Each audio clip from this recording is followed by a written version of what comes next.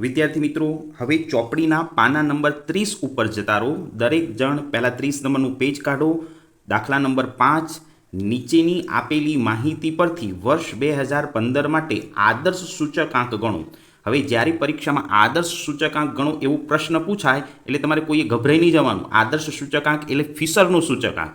આપણા આ ચેપ્ટરની અંદર ફિશરના સૂચકાંકને આદર્શ સૂચકાંક કહેવામાં આવે છે, કારણ કે તે લાસ્પિયર અને પાસેના બંનેના સૂચકાંકનો ગુણોત્તર મધ્યક છે. માટે આદર્શ સૂચકાંક એટલે ફિશરનો સૂચકાંક. હું તમને આ દાખલાની રકમ સમજાવું અને પછી એમાં એકમ પરિવર્તન શીખવાડું અને ગોઠવણી કરતાં શીખવાડું. એક વખત હવે તમે દરેક જણે ચોપડીનું પાના નંબર 30 તૈયાર કરી દીધું હોય તો દરેક જણ ધ્યાન રાખો. A, B, C અને D આ વસ્તુના નામ છે અને એકમ છે કિલોગ્રામની આગળ કેટલા લખ્યા છે 20. તો આ જે ભાવ દેખાય છે ને 20 કિલોગ્રામનો હશે. ડઝન એની આગળ લખ્યા છે 5 એટલે 5 ડઝનનો ભાવ હશે. તો આ રીતે આ જે આખો દાખલો છે એ દાખલાની રકમ હું અલગ કાગળ પર રકમ લખી છે એના ઉપરથી સમજાવું અને પછી આમાં એકમ પરિવર્તન કરતાં શીખવાડું. તો આ કામ હું જ્યારે કરું ત્યારે તમે દરેક જણ તમારી પેન્સિલ અને તમારી ચોપડી તમારી સામે રાખજો અને મારી સાથે એકમ પરિવર્તન કરજો.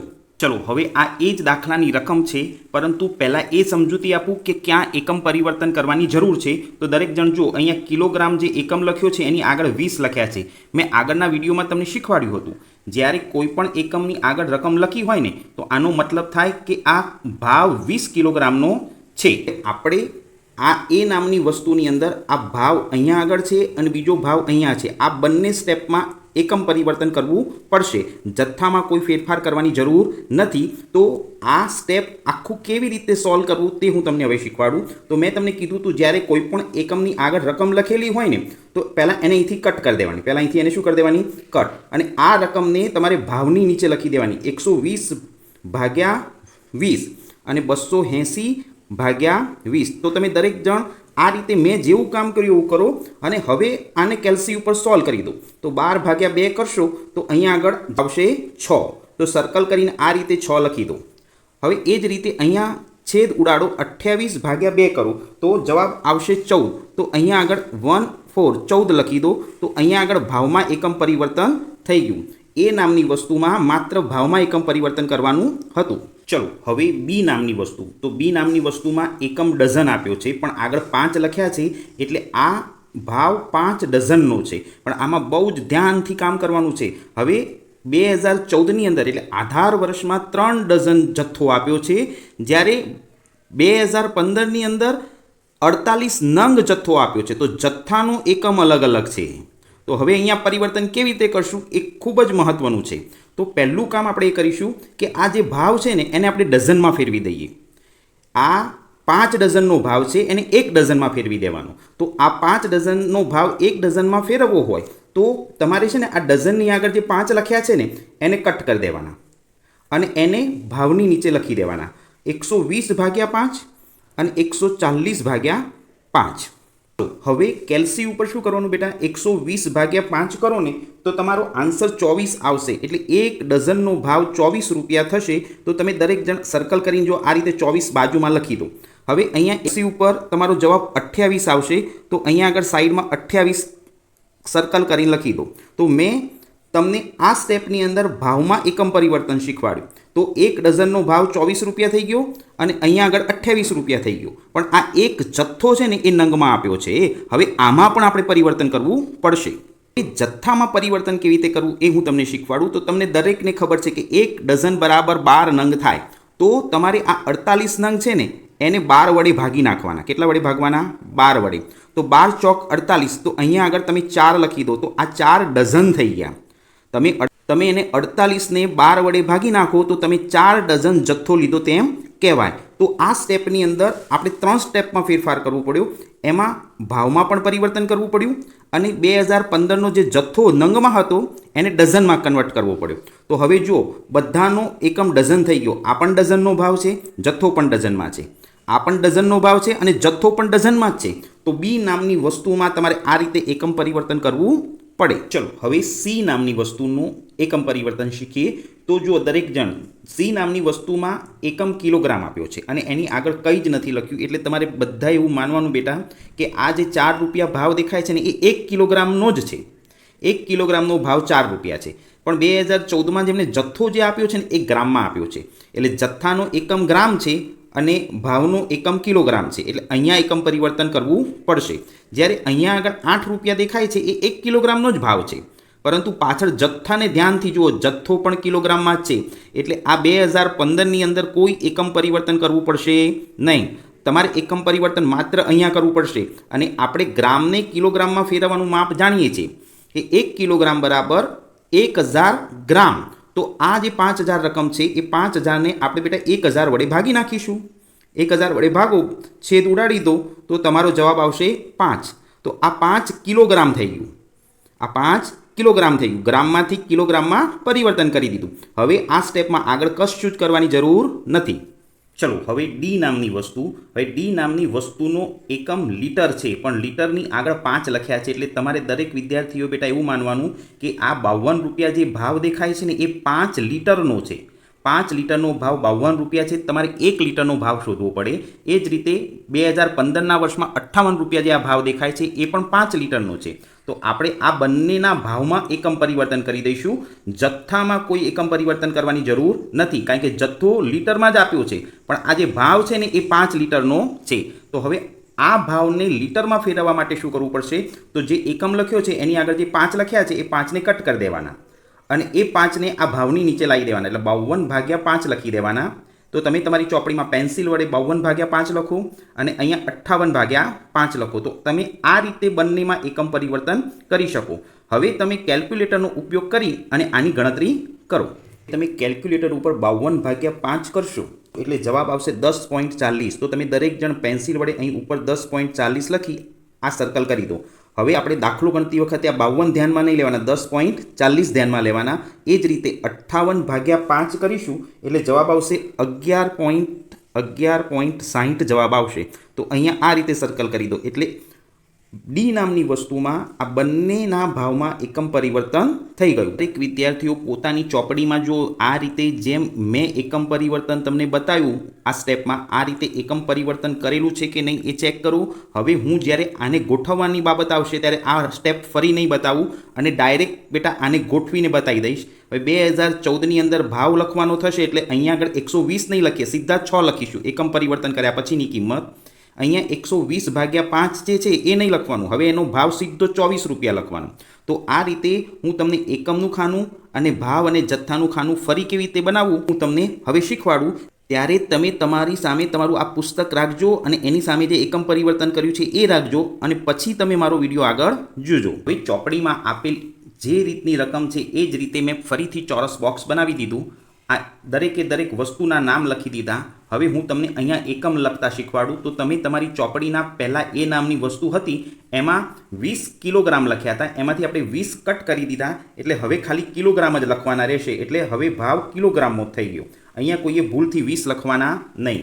બી નામની વસ્તુમાં 5 ડઝન લખ્યા હતા, તો એમાંથી 5 કટ કરી દીધા એટલે બધાએ ત્યાં આગળ માત્ર ડઝન જ લખવાનું.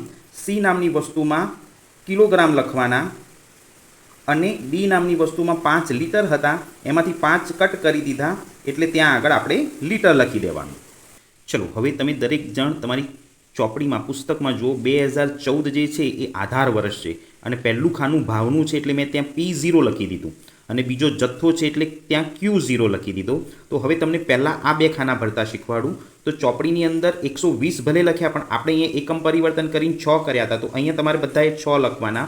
એટલે 1 કિલોગ્રામનો ભાવ 6 રૂપિયા, પછી ડઝનનો ભાવ 24 રૂપિયા, પછી અહીંયા કોઈ પરિવર્તન નહોતું કર્યું તો અહીં 4 એમના એમ લખવાના. પછી 5 લીટરનો ભાવ હતો પણ આપણે એને ફેરવીને 1 લીટરનો કર્યો, 10 રૂપિયાને 40 પૈસા. તો આ પહેલાં ભાવનું ખાનું ભરાઈ ગયું. હવે જથ્થાનું ખાનું ભરીશું. ચલો હવે જથ્થામાં દરેક જણ ચોપડીમાં જો અહીંયા પહેલાં એ નામની વસ્તુમાં 10 કિલોગ્રામ લખ્યા છે જેમાં કોઈ પરિવર્તન નથી કર્યું એટલે આપણે 10 લખવાના, પણ પાછળ હવે કિલોગ્રામ લખવાની જરૂર નથી. 3 ડઝનના બદલે હવે 3 લખવાના, ડઝન લખવાની જરૂર નથી. અને 5000 ગ્રામને આપણે કિલોગ્રામમાં ફેરવી દીધા એટલે અહીંયા આગળ આપણે 5 કિલોગ્રામ લખી દઈશું અને પછી 15 લીટર. તો આપણે લીટર લખવાની જરૂર નથી. તો અહીંયા આગળ 2014 એટલે આધાર વર્ષના ભાવનું અને જથ્થાનું બંનેનું ખાનું આ રીતે તૈયાર થશે. હવે 2015 માટે ગણતરી કરીએ. 2015 એ ચાલુ વર્ષ છે, એનું પહેલું ખાનું ભાવનું છે એટલે P1 અને બીજું ખાનું જથ્થાનું છે એટલે Q1. હવે આની અંદર રકમ ભરવાની છે, તો આપણે પહેલાં એમાં એકમ પરિવર્તન કરી અને 14 રૂપિયા ભાવ શોધ્યો હતો 1 કિલોગ્રામનો. પછી બી નામની વસ્તુમાં 28 રૂપિયા. તમારી ચોપડી તમારી સામે રાખજો એટલે હું એમાંથી ડાયરેક્ટ રકમ લખતા શીખવાડીશ. અહીંયા કોઈ પરિવર્તન નહોતું કર્યું એટલે 8 રૂપિયા એમના એમ. અને છેલ્લે 11 રૂપિયા ને 60 પૈસા આ ભાવમાં પરિવર્તન કર્યું હતું. તો 2015ની અંદર P1નું ખાનું આ રીતે તૈયાર થશે. ચલો હવે જથ્થાનું ખાનું તૈયાર કરીએ. Q1 તો પહેલાંમાં જથ્થો 15 કિલોગ્રામ હતો તો 15 લખીશું, કિલોગ્રામ નહીં લખીએ હવે. પછી 48 નંગને આપણે 4 ડઝનમાં પરિવર્તન કર્યા હતા એટલે 48 નહીં લખવાના અને 4 ડઝન લખી દેવાના. પછી 4 કિલોગ્રામ કોઈ પરિવર્તન નહોતું કર્યું. અને છેલ્લે 20 લીટર, જથ્થો 20 લીટર, તો આ 20 લખ્યા, લીટર નહીં લખવાના. તો તમારે દરેક જણે આ રીતે સ્ટેપમાં પરિવર્તન કરવાનું અને પછી આના પછી બીજા 4 ખાના બનાવી અને પછી દાખલો ગણવાનો. હવે આના પછી દાખલો કેવી રીતે ગણાશે તે હું બેટા તમને ડાયરેક્ટ સમજાવીશ. હવે ખાલી ગુણાકાર અને સૂત્ર મૂકીને ભાગાકાર જ સાદુરૂપ જ આપવાનું બાકી છે. તો આના પછી બીજા 4 ખાના કેવી રીતે બનાવવા તે હું તમને ડાયરેક્ટ જવાબમાં બતાવું. ચલો મેં અહીંયા આગળ એક નોંધ લખેલી છે કે આદર્શ સૂચકાંક એટલે ફિશરનો સૂચકાંક. મેં દાખલાની શરૂઆત કરી ત્યારે જ કહી દીધું હતું કે આદર્શ સૂચકાંક કોને કહેવામાં આવે છે, તો ફિશરના સૂચકાંકને આદર્શ સૂચકાંક કહેવામાં આવે છે. હવે મેં તમને આગળ જે પરિવર્તન શીખવાડ્યું અહીંથી અહીં સુધી તો બેટા માત્ર રકમ જ છે. દાખલાની અંદરથી મૂકેલી રકમ છે. આ પાછળના 4 ખાના એક્સ્ટ્રા તૈયાર કરવાના. પહેલાં બંને ખાના લાસ્ટ પિયર માટે અને પછી બંને પાસે માટે. અને આ 4 ખાનાનો ઉપયોગ કરીને ફિશરનો સૂચકાંક શોધી શકાય. તો દરેક જણ જુઓ PQ અને પછી મેં તમને કીધું હતું 1000 રૂપિયા લખવાનું, તો 1000 અને એ જ રીતે આ પાસે માટેના 2 ખાના તૈયાર કરવાના, એમાં 1101 લખવાનું. તો હવે આનો ગુણાકાર કેવી રીતે કરવો એ તો મેં આગળના ઘણા બધા વિડીયોમાં શીખવાડ્યું છે. તેમ છતાં ફટાફટ જરા જોઈ લઈએ. P1 અને Q0, તો બેટા P1 અને આ Q0, તો આ બંને ખાનાનો ગુણાકાર 10 ગુણ્યા 14 કરો એટલે 140 આવશે. 28 ગુણ્યા 3 કરો એટલે 84 આવશે. તો આ રીતે આ બંને ખાનાનો ગુણાકાર કરી અને આ ટોટલ કરી દેવાનું 438. હવે બંને P0 અને Q0, તો જો આ બંને ખાનાનો બેટા ગુણાકાર કરવાનો 10 ગુણ્યા 6 કરો એટલે 60 આવશે. તો આ રીતે તમે આ બંને ખાનાનો ગુણાકાર કરીને અહીંયા મૂકો, પછી એનો સરવાળો કરો તો 308 આવશે. હવે P1 અને Q1, તો જો આ બંને ખાનાનો ગુણાકાર કરવાનો બેટા અને અહીંયા આગળ મૂકી અને એનું ટોટલ કરવાનું. હવે છેલ્લું ખાનું P0 અને Q1, તો P0 તો આ રહ્યું પહેલું ખાનું P0 અને છેલ્લું ખાનું Q1, તો આ બંને ખાનાનો ગુણાકાર કરી પહેલાં અને છેલ્લા ખાનાનો 15 છંગ 90, તો એ રીતે તમારે ગુણાકાર કરી અને જવાબ મૂકવાનો. આ 1 2 3 અને 4 આ 4 ખાનાના ગુણાકારનો જે સરવાળો છે આ 4 રકમનો ઉપયોગ કરી અને ફિશરનો સૂચકાંક શોધી શકાય. જો તમે દાખલામાં પહેલાં લાસ્ટ પિયરનો સૂચકાંક શોધો અને પછી પાસેનો સૂચકાંક શોધો અને ત્રીજા સ્ટેપમાં ફિશરનો સૂચકાંક શોધો તો પણ સાચા.